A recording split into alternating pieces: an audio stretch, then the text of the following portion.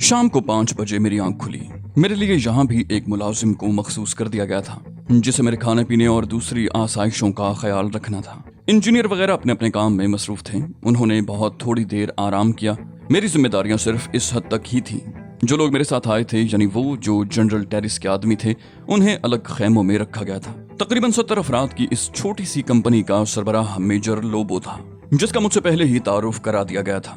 شام کی چائے پر لوبو میرے ساتھ شریک تھا۔ ہم دونوں ایک چھوٹی سی ٹیبل کے گرد پڑی ہوئی کرسیوں پر بیٹھ کر چائے پینے لگے اور اس دوران آپس میں گفتگو بھی کرتے رہے۔ لوبو نے کہا، آپ نے اس علاقے کے تمام نقشے دیکھ لیے مسٹر علی؟ میں نے کہا، ہاں، مجھے تھوڑی بہت واقفیت اس علاقے سے حاصل ہو گئی ہے۔ میجر لوبو نے کہا، اب ہمارے لیے کیا حکم ہے؟ دراصل مجھے ہدایت کی گئی تھی کہ میں صرف آپ سے احکامات لوں۔ میں نے کہا، چونکہ آپ لوگ گرے سٹون کے تمام افراد کی نگاہوں میں ہیں، اس لیے بہتر یہی ہے کہ اس کیمپ میں ہی قیام کریں۔ البتہ ہماری دوسری کھیپ جب یہاں پہنچے گی تو ہم اس وقت تک ان کے لیے غاروں کا بندوبست کر چکے ہوں گے۔ لوبو نے کہا، ٹھیک ہے، ابتدا اسی طرح ہونا چاہیے، لیکن کیا آج ہی شام ان غاروں کا جائزہ لینے کے لیے نکلیں گے؟ میں نے کہا، نہیں، میرا خیال ہے آج اور آرام کرو لوبو، کل صبح ہم اپنی جائزہ مہم کا آغاز کریں گے۔ دن کی روشنی اس کام کے لیے موزوں رہے گی۔ لوبو نے مجھ سے اتفاق کیا۔ بہت دیر تک ہم لوگ بیٹھے گفتگو کرتے رہے اور اس کے بعد انجینئروں کے پاس آ کر ان کے کام کا جائزہ لینے لگے۔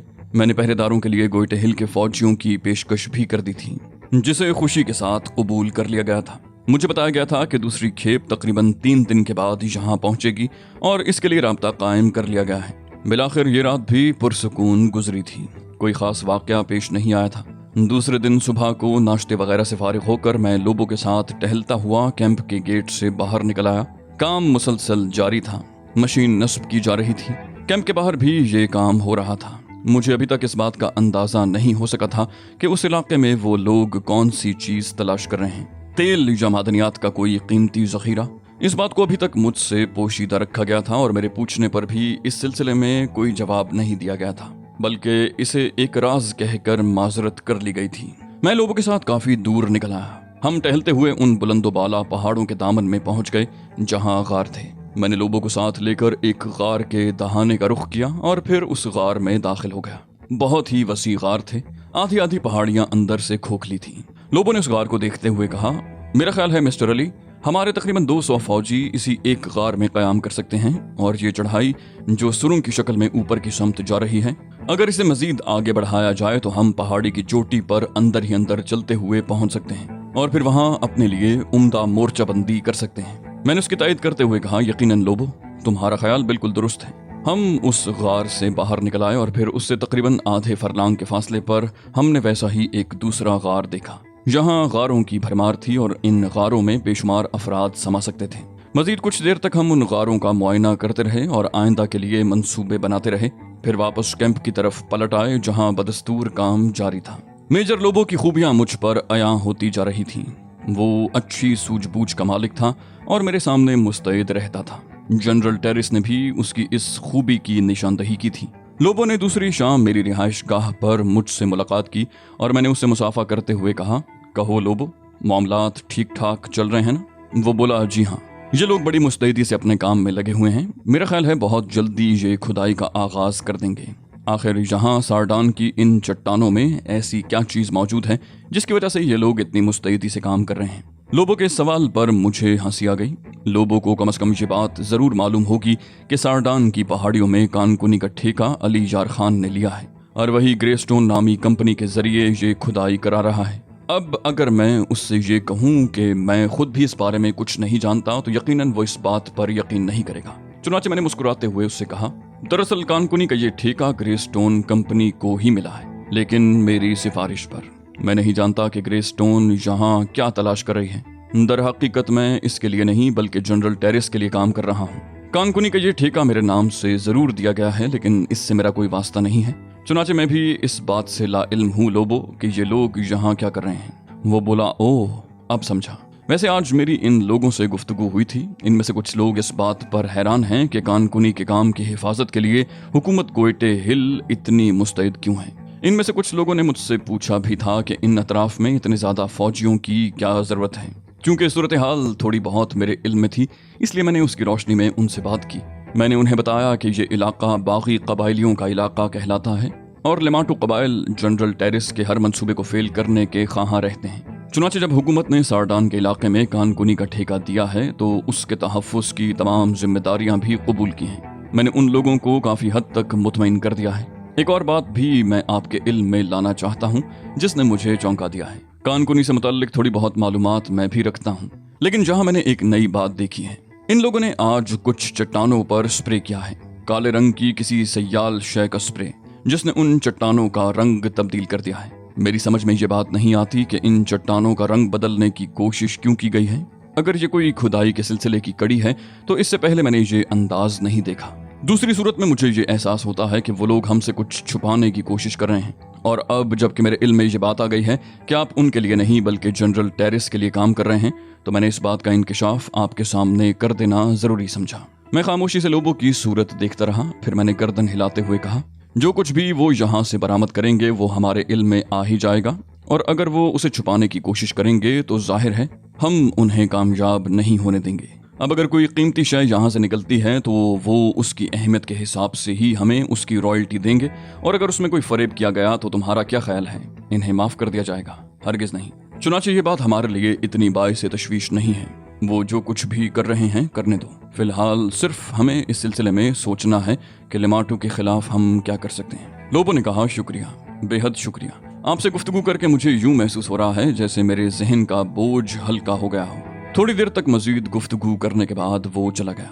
सब कुछ प्रोग्राम के मुताबिक हो रहा था। जनरल टेरिस को पैगाम भेज दिया गया था कि हमने जरूरी इंतजामात कर लिए हैं, फौजियों को भेजा जाए। दूसरी तरफ से कोई जवाब नहीं मिला था, लेकिन ये कोई परेशानी की बात नहीं थी क्योंकि इस काम में वक्त तो सर्फ होना ही था। मशीनें वगैरह काफी हद तक फिट हो गई थी। फिर एक दिन बारिश शुरू हो गई। जब से हम लोग यहाँ आए थे आसमान अबरालूद ही था। दिन रात बादल छाए रहते थे जिसकी वजह से मौसम बेहद खुशगवार था, और इस खुशगवार मौसम में हमें कम से कम शदीद धूप या गर्मी की तकलीफ महसूस नहीं हुई थी। शाम को तो अच्छी खासी खुनकी हो जाती थी। बादलों की छांव में काम करने वाले मजदूरों और इंजीनियरों की टोलियां अक्सर कैंप से निकलकर दूर दूर तक चली जाती। बाज़ औक़ात तो ये लोग बाकायदा पिकनिक मनाने लगते थे। चुनांचे उस वक्त भी जब बारिश शुरू हुई थी तो कैंप में मौजूद लोग चीखते चिल्लाते बाहर निकल आए। वो बारिश होने पर खुशी का इजहार कर रहे थे। बारिश मुसलसल हो रही थी और टोलियां उससे लुत्फानंदोज होने के लिए दूर दूर तक निकल गई थीं। हॉगन नामी एक इंजीनियर से मेरी अच्छी खासी शिनासाई हो गई थी। अच्छी तबीयत का हंसमुख इंसान था, सैर व सयाहत का रसिया। अक्सर मुझे अपने इश्क की दास्तानें सुनाता रहता। लतीफ़े सुनाने का आदी भी था और उमूमन वो मेरे साथ देखा जाता था। लोबो अपने साथियों के साथ खुफिया तौर पर उन गारों की तामीर में मसरूफ हो गया था और ज्यादातर वहीं लगा रहता। हॉगन ने उस शाम मुझसे कहा कि बारिश का ये मौसम कैंप में रहकर गुजारना कोई अक्लमंदी की बात नहीं है, क्यों ना जरा कुछ फासले पर चलकर थोड़ी सी सैरो तफरीह की जाए। उसने अपनी राइफल भी दिखाई जो उसने खुसूसी तौर पर यहाँ आते हुए अपने लिए खरीदी थी और उसका बाकायदा लाइसेंस हासिल किया था। कहने लगा, मिस्टर अली, हम बेशक एक अहम काम में मसरूफ हैं और हमारी तमाम तवज्जो इसी तरफ होनी चाहिए, लेकिन अगर इसके साथ साथ ही थोड़ी सी तफरीह भी हो जाए तो क्या हर्ज है। मेरा मतलब है कि कुछ घूमें फिरें, शिकार करें। इस मौसम में कैंप में रहकर यूं महसूस होता है जैसे हम कैदियों की जिंदगी गुजार रहे हों। मैं तैयार हो गया। हॉगन ने 2 घोड़े हासिल किए, राइफल शाने से लटकाई और हम आगे चल पड़े। ज्यादा दूर नहीं गए थे कि हॉगन ने किसी जंगली जानवर को देखा और दूरबीन मेरी तरफ बढ़ाते हुए कहा, लुत्फ आ गया मिस्टर अली, जरा देखिए तो सही, क्या ये पहाड़ी बकरा नहीं है? मैंने जल्दी से दूरबीन उसके हाथों से ले ली और उसकी बताई हुई समत देखने लगा।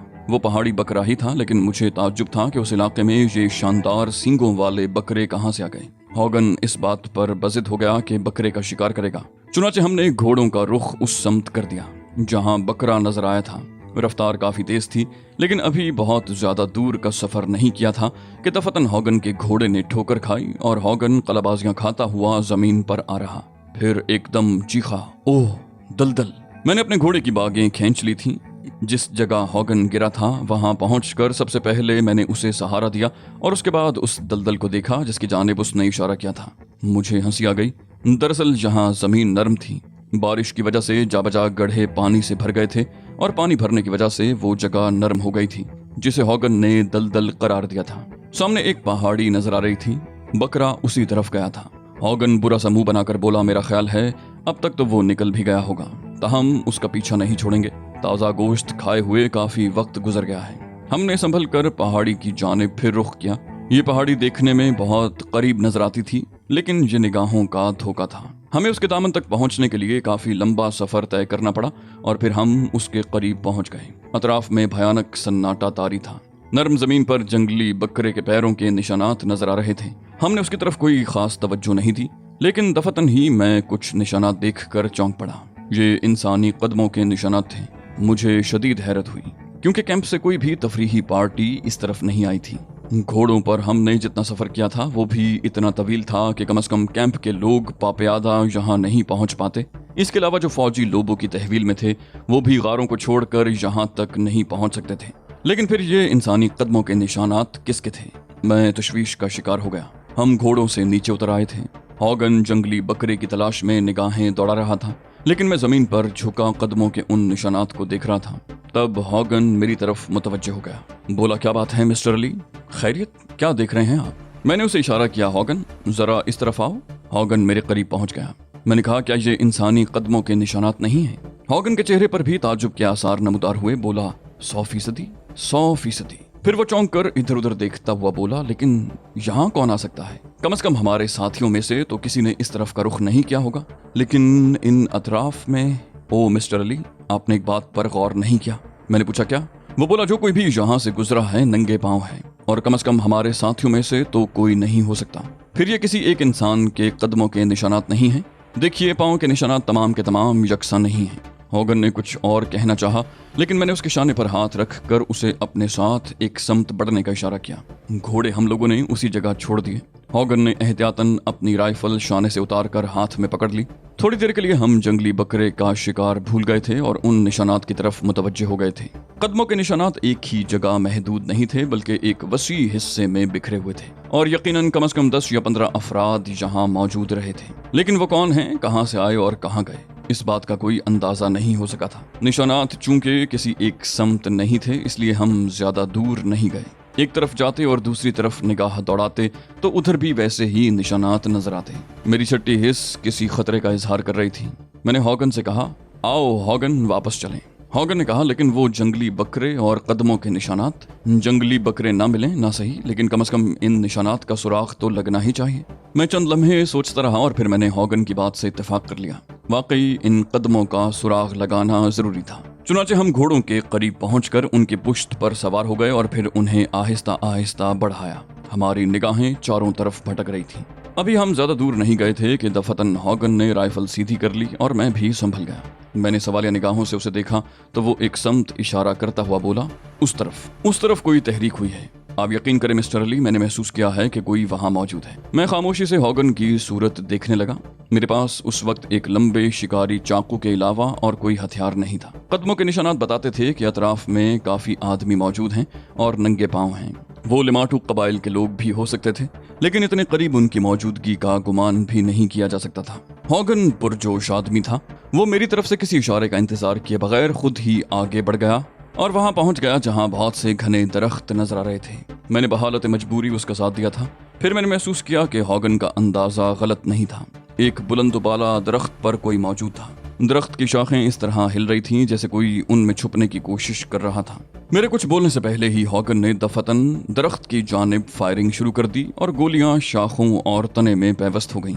लेकिन मुझे कोई सही अंदाजा भी नहीं हो सका था कि इसका नतीजा क्या निकला कि दफतन दरख्त पर से एक तीर छोड़ा गया जो मेरे बाएं बाजू को छूता हुआ गुजर गया था, और अब इसमें कोई शुबा नहीं था कि दरख्त पर कोई मौजूद है। हॉगन ने जल्दी से राइफल दोबारा लोड कर ली थी और अपने घोड़े को दरख्त के चारों तरफ दौड़ा रहा था।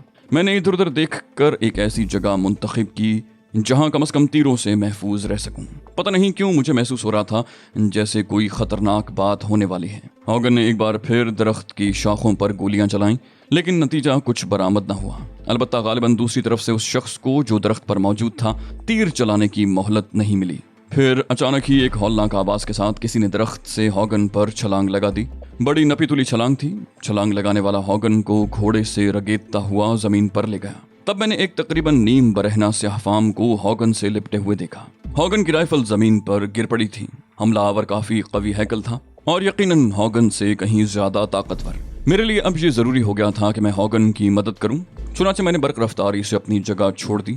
घोड़ा दौड़ता हुआ हॉगन के करीब पहुंचा और फिर दफतन ही मैंने स्याह फाम हमला आवर पर छलांग लगा दी। मेरी दोनों टांगें उसके सीने पर पड़ी थीं और वो उछल कर दूर जा गिरा था। अगर कोई मामूली कुव्वत का इंसान होता तो शायद दोबारा न उठ पाता, लेकिन वो कवि हैकल स्याह देव फौरन ही उठ खड़ा हुआ। मैंने उसके खद्दोखाल देखे।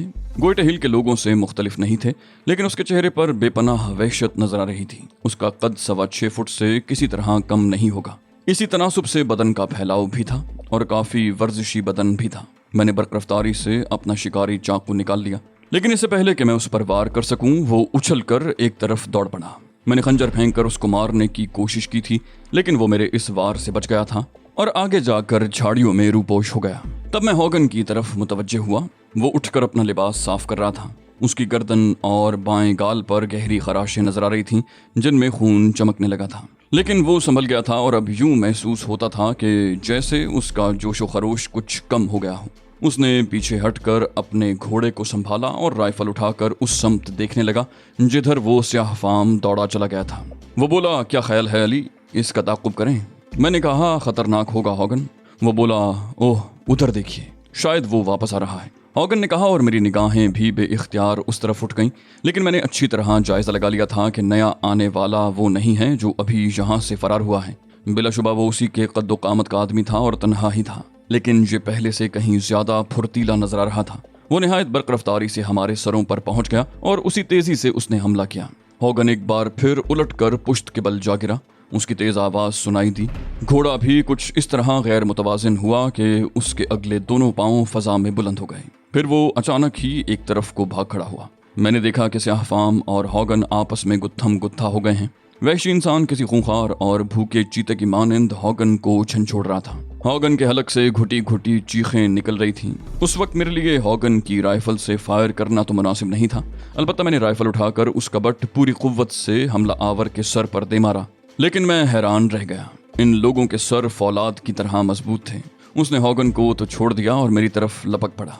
मैंने उसे मौका नहीं दिया था। दूसरे लम्हे मैंने राइफल की नाल उसकी तरफ की और गोली चला दी। गोली उसकी गर्दन से पार हो गई थी। खून का एक आबशार उसकी गर्दन से फूट निकला, लेकिन कमाल का इंसान था।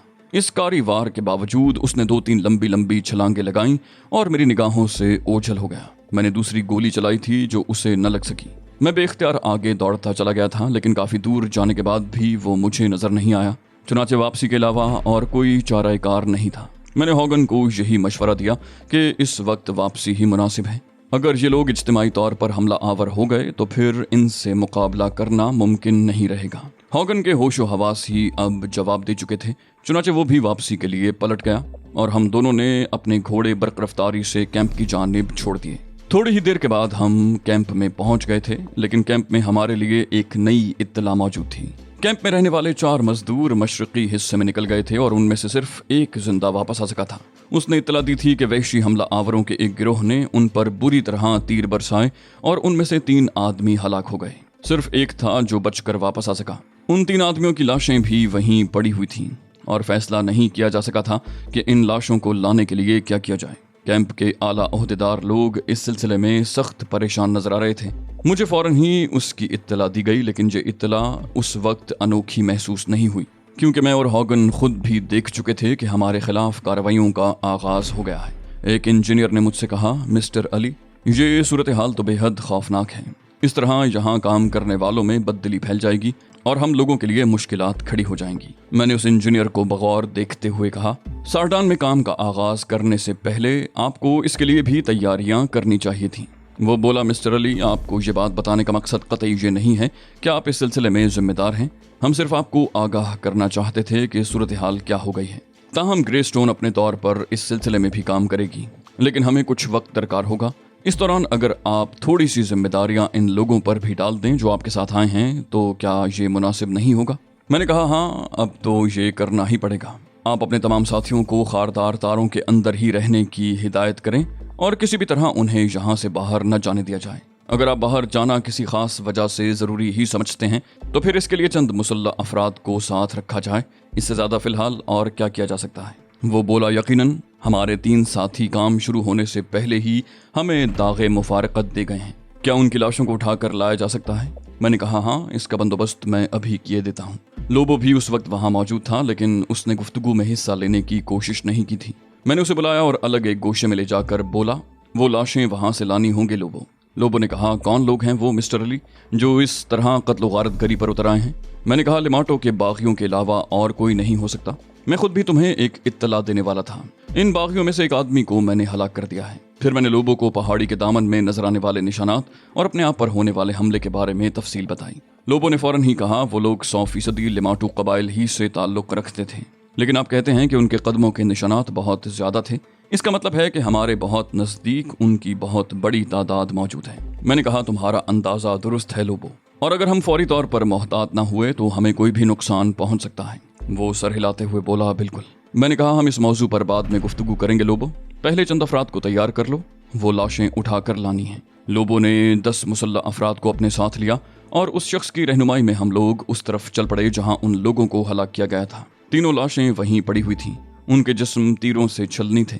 हम लोग उनकी लाशें वहां से उठा लाए और कैंप ही के अहाते में उनकी तदफीन कर दी गई। ग्रे स्टोन के तमाम कारकुनों में रंजो गम की लहर दौड़ गई थी और वो सब लोग इस काम से फारिग होने के बाद खारदार अहाते को मजीद मजबूत करने में मसरूफ हो गए। उस इंजीनियर ने मुझे बताया, जिससे मेरी बातचीत हुई थी, कि उसने तमाम लोगों को हिदायत दे दी हैं कि वो किसी भी कीमत पर अहाते से बाहर न जाएं।